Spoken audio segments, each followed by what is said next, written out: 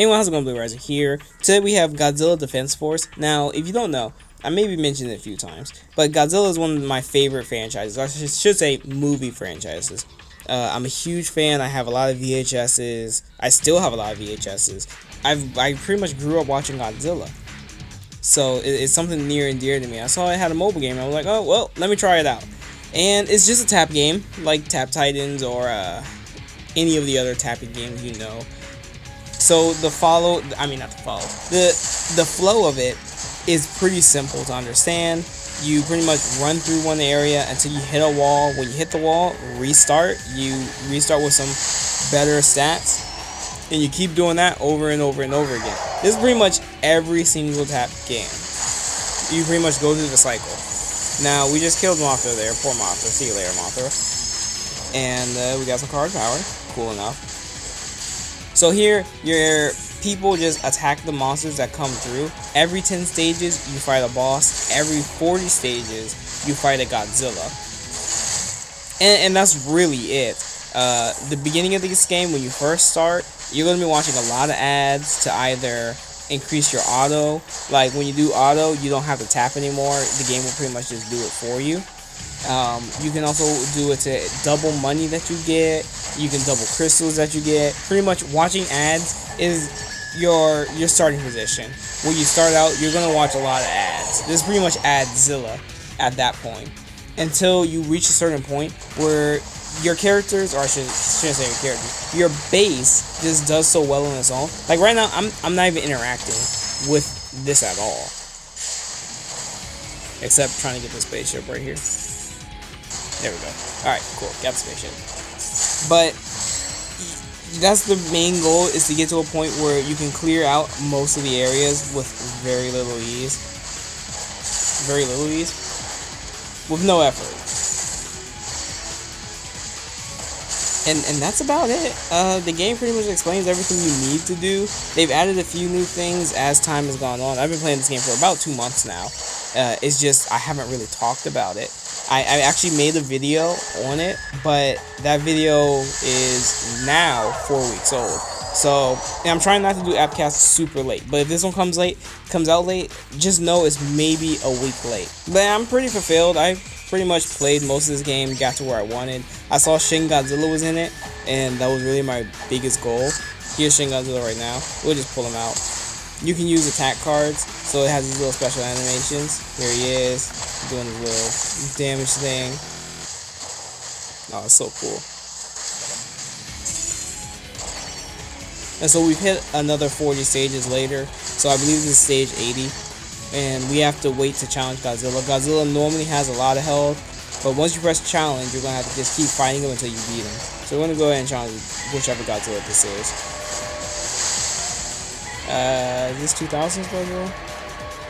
I believe so. I believe this shouldn't be hard for me, but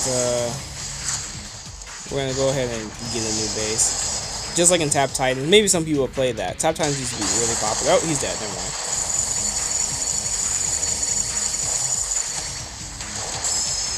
Anyway, Tap Titans used to be really popular. But it's to the similar effect of that. Level up, we've unlocked a new stage. Good enough there. Like, I feel there's not really too much to say. It's a middling game. If you like these tap games and the progression of it, you know, there's a certain high, or I'm not sure that's the word I should be using, but I'm going to use it. There's a certain high, adrenaline rush, that you feel when you overcome that one thing that was in your way. Like in any of these tapping games, where the number is just too high and you can't get over it, so you have to restart and retry again. And if that doesn't work, you have to keep retrying. But the moment you overcome it and then into new territory, it's like, oh, I did it, I beat it, I'm here now, I'm at a new thing. And that's what this game does constantly, back and forth, back and forth. Sometimes you might even be stuck on a monster for a single day. Like, some of them have insane power gaps between them. I'm going to go ahead and cover that. Looks like he's pretty tough, so let's touch his weak spot right there. And then increase the power. Bam. And now he's dead. You know, I would say if these are your type of games, try it out. I myself am biased because I like Godzilla really that much. It's funny because I rarely talk about it, but I really do love Godzilla that much that I can overlook me being kind of annoyed at a tap game because it has the Godzilla IP to it. If this was any other type of game, I would just be like, it's kind of boring. Or, you know, there's not really too much else to it. So there's a bias there. And if I would let my bias go a bit, I'm just going to tell you, you're going to watch a lot of ads, you know, 30 seconds per ad. You're wasting a lot of time just watching ads when you could be playing a different game at that point. When this one asks you to watch them so much. And of course you don't have to, but if you don't, you'll most likely be stuck on the same monster for a while now. And nothing truly sucks more than halting your progression for a long period of time. Like Ori here is dead. I remember my first time fighting him, it took forever to beat him. And now look at me. I guess you really don't have anything to compare that to. So we're just going to talk about a few other things here. There's London. I'm not going to unlock it. I'm almost pretty much done with this game. After I beat Shin Godzilla, I really didn't have too much else to look forward to. They added this new thing, which is over here. Get off that. This is your operator, Yui. Nice jiggle physics, by the way, Yui. Let's talk to her here. I don't know why this game decides to be cute and moe half the time, and then wants to be like Godzilla stuff the other time. It's a bit weird. And then they add the costumes for her, and those increase your attack and stuff. So that's something new they added while I wasn't playing the game. We go over here to the shop. Let's just look at the pricing of stuff. Now, cards are like abilities you can use in the game that will increase, like, let's say your gunners, right? It'll increase their attack by 200%, or increase your tank's attack by 150%, that kind of stuff. Those are what your cards do. Some of the cards are like the Shin Godzilla I used earlier, which are attack cards that come out and they do a huge multiplier to your total DPS towards whatever you're attacking, which are always useful. And the more dupes you pull of it, the stronger the card will become. Or you can use card power.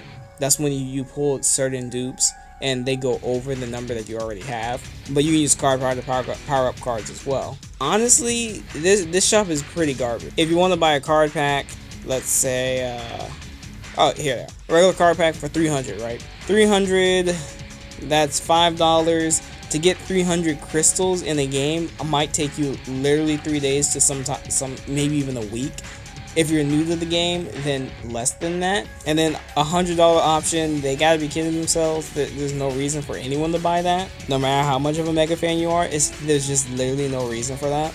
So the pricing is pretty terrible on its own right. 100 Xnium, and that you can pull a normal card pack for 100. It should be 150. Normally, when you have games like this and you have that 99 cents, 199 option, is enough for a single pull and a little extra over. That way you have a little extra from it. But this isn't. You know, overall the shop is just a bit too greedy in my mind for me to really say, oh yeah, well I would put a few dollars in it because I like the game. I just can't see myself doing it. They're asking for too much and I'm not getting enough back from them. And then my favorite part about the game, the codex. The codex where you can see a bunch of monster information, a bunch of pictures too. Oh, Violante, I love that movie. You can see information and pictures from the monsters.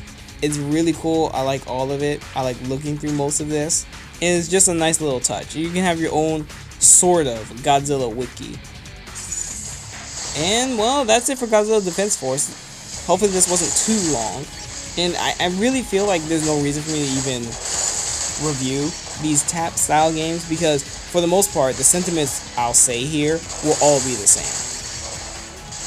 Besides the fact I'm a bit biased, and that's really it. So without further ado, if you're going to check it out, check the little eye icon up there, vote in the poll, and I'll definitely see you guys next time. Peace out.